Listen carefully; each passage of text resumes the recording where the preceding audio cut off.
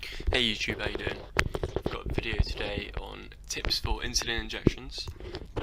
Rather annoyingly, I wanted to do these videos, kind of series of videos a while ago, actually in September, end of September, just before I headed off to university, although rather annoyingly it didn't work out like that, and I had, I suppose, other things to do at the time, and I've finally got some time now in February, like 5 or 6 months later I think, which is terrible, I apologise. So yeah, I'll just walk you through some of my personal tips for insulin injections. Maybe not personal tips, but ones that I found are important and that really have helped me.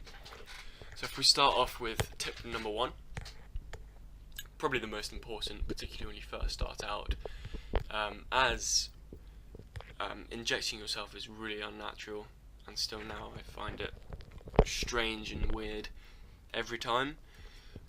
Something you get used to eventually, but staying calm and taking a deep breath while you inject is really important. So when I say taking a deep breath, as in breathe in, and then when you breathe out, put the needle inside of you, and it will help calm you down. And I've always found it reduces the pain. Not that there's any pain anyway, but when there has been, I found it's often because I haven't just tried to be calm and taken a deep breath, I suppose. So that's pretty important. Right, tip number 2.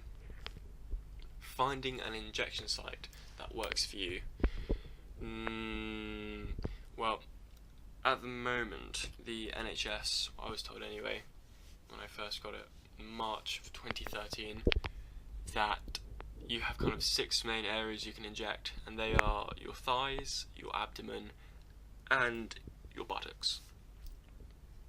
I personally can't inject in my thighs at all. It's not painful, but it feels extremely strange and surreal when I do so. I find my abdomen can be a little bit painful, only because I'm so skinny, and my butt is usually the nicest, most fatty part, I suppose, of me, and I almost never feel it, which is really nice. But obviously at times you don't want to just like whip your ass out in a restaurant or something, so you need to kind of plan when you might inject and where you might inject next. But that moves me on to tip number 3, which is rotating and changing your injection sites. Now this is really important, because if you inject in the same place constantly, you're going to end up with these things called lipos, which are fatty lumps that develop under your skin, and fortunately I haven't had any, not yet anyway, that I know of, but they can be extremely painful, I've heard, and they look pretty horrible. They look really unsightly and foul, and they take a long time to kind of go away and heal. So to avoid that, you need to rotate your injection sites. So that might be for breakfast, injecting into your left thigh, then lunch into your right thigh, and then for dinner your abdomen, and then leave your butt for your 24-hour injection if you have one of those. I had Levemir, and then your other buttock for like snacks or something. That's usually pretty good. So you don't want to end up with lipos. They look horrible. Just if you want, Google them. I'll see if I can find a picture and pop it in, just to show you. It's not fun, but hopefully no one will ever get that. And then that moves me on to tip number 4, which is using a new needle for every injection, which is possibly, after taking a deep breath, probably one of the most important ones, I found anyway, because I think almost all needles actually are designed for single use. That's why they're designed like a single packet that once you open it, and then even if you don't use it, you got to throw it away, because it will become a biohazard, and basically it could harm you anyway. So yeah, when you try and reuse a needle, they get blunt as well, so it can create scars, and it's really painful. I've used the needle just to try it out. Actually, I used the needle 3 times, and that was, by the third time, it was just, I couldn't keep it in for more than 2 seconds because it was just horrible. But they go really blunt, and I think by the 6th time it's pretty much, I think it's like at a 45-degree angle or something crazy. So you can tell by that there's going to be agony when you try and inject. Moving on to tip number 5.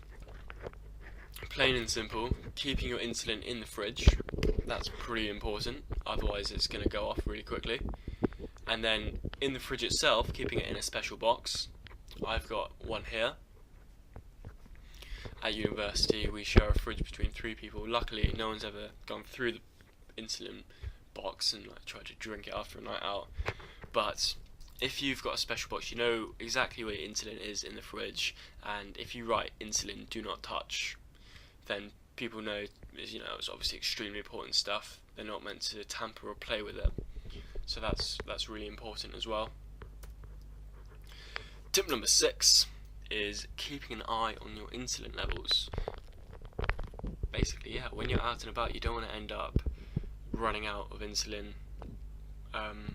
That's really annoying because then you have to stay away from carbs and really watch what you eat.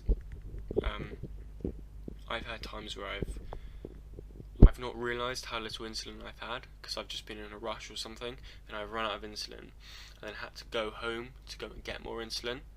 It's just such a waste of time if you could just check every time, just before you leave, or as you check your blood, check your insulin levels, and then just take a vial or a tube out of the fridge for later. Yeah, it's just handy. And then finally, tip number 8 is getting your buddies to inject you, and then also showing your buddies how to inject, which could actually be really important one day. Could possibly save your life. So if you end up really high one day and you don't know why, like blood glucose of like